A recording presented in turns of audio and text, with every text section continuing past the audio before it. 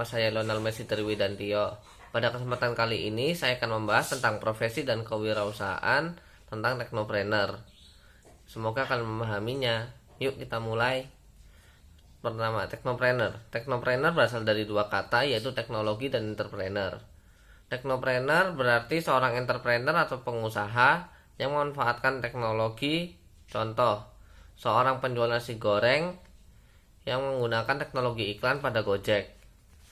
Beberapa faktor yang perlu diperhatikan dalam peluang bisnis seorang teknopreneur adalah lihat keterampilan yang dimiliki dan cocokkan dengan karakter bisnis yang akan dilakukan.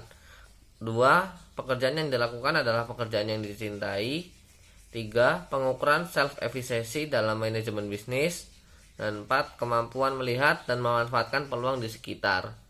Hal-hal yang harus dilakukan seorang teknopreneur adalah mengidentifikasi dan mengevaluasi peluang pasar, menemukan solusi untuk mengisi peluang pasar, memperoleh sumber daya yang diperlukan, dan mengelola sumber daya, serta mengelola risiko dari bisnis tersebut. Beberapa landasan teknopreneur adalah berangkat dari kebutuhan masyarakat, ide dan inspirasi, serta rencanakan dengan baik dan laksanakan dengan cepat, dan tambahan value pada produk. Beberapa peranan teknopreneur adalah dari segi ekonomi, meningkatkan efisiensi dan produktivitas. 2. Meningkatkan pendapatan. 3. Menciptakan lapangan kerja baru. 4. Menciptakan peluang bisnis pada sektor ekonomi lain.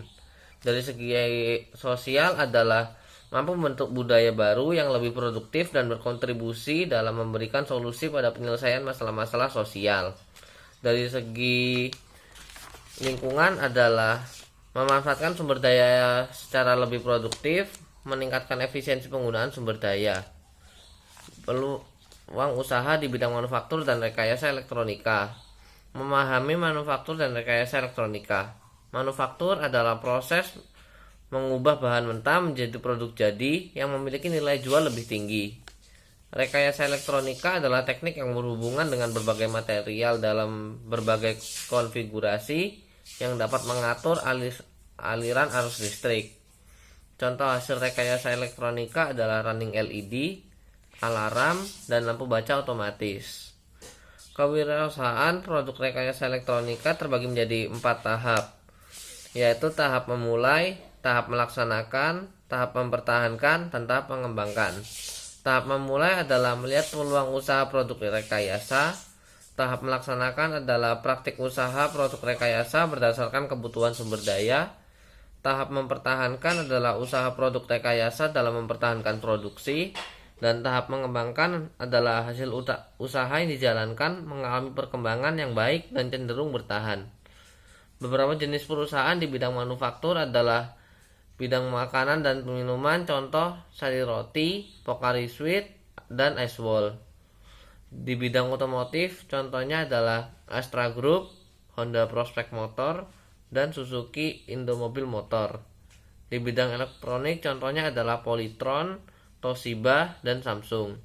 Di bidang tekstil dan garment, contohnya adalah PT Sri Rezeki Isman, PT Argo Pantes, TBK, dan lain-lain. Di bidang kerajinan, peluang usaha pada rekayasa elektronika ada beberapa, yaitu servis alat elektronik, jual komponen elektronika, jasa buat rangkaian, buka pelatihan, dan jual beli barang elektronika. Lalu selanjutnya dunia kerja industri, manufaktur, dan rekayasa elektronika. Pekerjaan di bidang manufaktur dan rekayasa elektronika berarti pekerjaan teknik yang dapat mengatur aliran arus listrik. Jenis-jenis produk elektronika praktis adalah tracking sistem panel surya, lampu sepeda pintar, dan lampu running LED. Proses bisnis pekerjaan di bidang manufaktur adalah proses procurement, in-out inventory, proses produksi, pembuatan dan pemasaran, administrasi dan umum, serta akuntansi dan keuangan. Sikap wirausaha dalam membangun vision dan passion. Sifat-sifat yang harus dimiliki wirausahawan ada 11, yaitu disiplin, komitmen tinggi, kejujuran, kreativitas dan inovasi, mandiri, realistis, percaya diri, fokus pada tugas dan hasil, berani mengambil resiko, kepemimpinan, keorisinalan, berorientasi ke masa depan, dan kreativitas.